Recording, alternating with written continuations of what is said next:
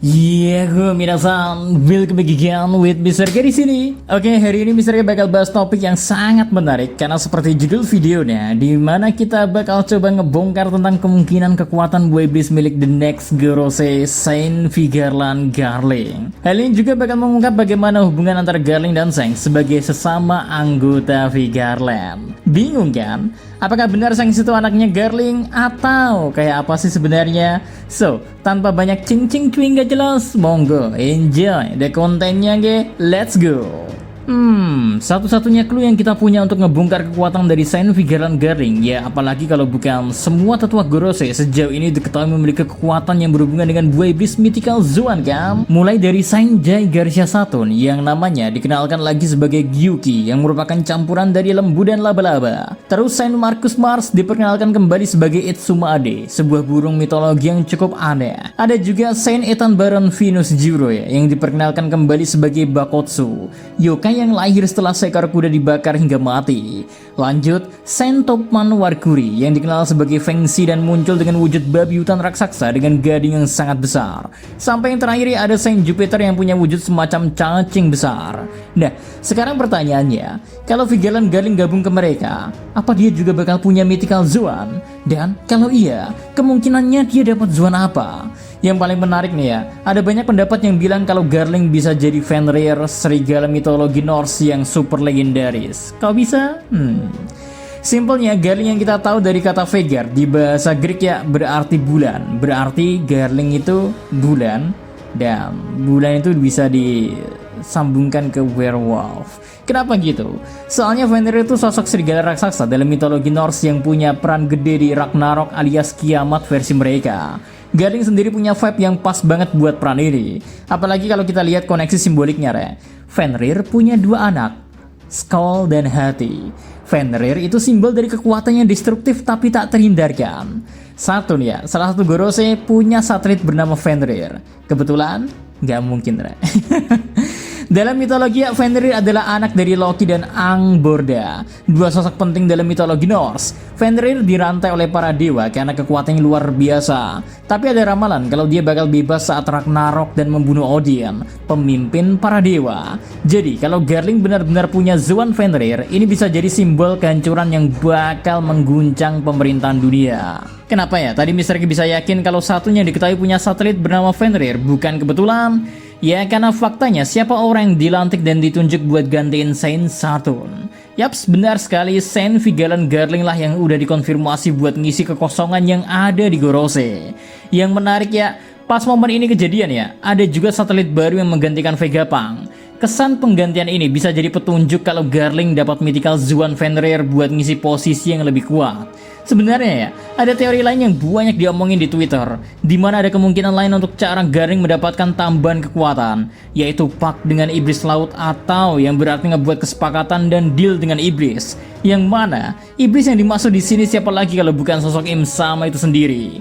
Imbalan yang didapat sama Garling setelah ngebuat kesepakatan dengan Imsama, kemungkinan ada tiga hal ini re. Keabadian, hal yang sama kayak Gorose lainnya. Yang kedua, pengetahuan tentang Void Century, akses eksklusif ke rahasia terbesar di dunia. Yang ketiga, mythical Zoan Fenrir, kekuatan destruktif ala serigala raksasa. Nah, yang lebih menarik lagi ya, dari pembahasan kekuatan buah iblis Garling ini, sebenarnya malah ada dari cerita Fenrir yang diketahui punya dua anak yaitu Skull dan Hati. Mereka jadi simbol kekuatan dualitas yang terus bertarung. Nah, bukankah hal ini secara gak langsung ngatain dua anak Fenrir dengan Seng dan mungkin saudara kembarnya yang mana baru kita lihat muncul di negeri Elbaf bukan?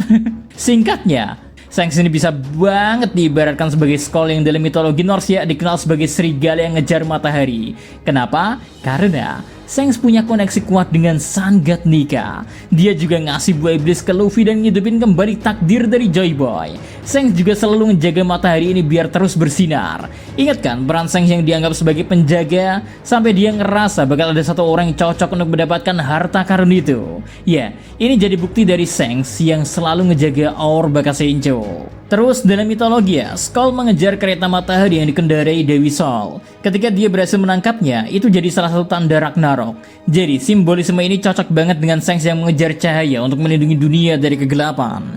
Di sisi lain, Hati, pemburu bulan, saudara Shang Shamrock. Lalu siapa Hati? Nah, dalam mitologi Hati itu serigala yang ngejar bulan. Kalau Shanks adalah Skull, Hati kemungkinan adalah saudara kembar Shanks. Kebetulankah kalau kita baru aja diungkap ada orang yang mirip sama Shanks muncul di Elbaf? Kagak ya. Hati mengejar bulan dalam mitologi ya, dan ini bisa dihubungkan dengan Celestial Dragons yang sering disimbolkan dengan bulan. Jadi kalau saudara Shanks benar-benar ada, dia mungkin punya koneksi langsung dengan pemerintahan dunia. Dan bukankah orang yang dikaitkan mirip dari Shanks berasal dari Holy Knights, yang kemungkinan besar jelas dia adalah keturunan dari Celestial Dragon atau Tenryubito itu sendiri.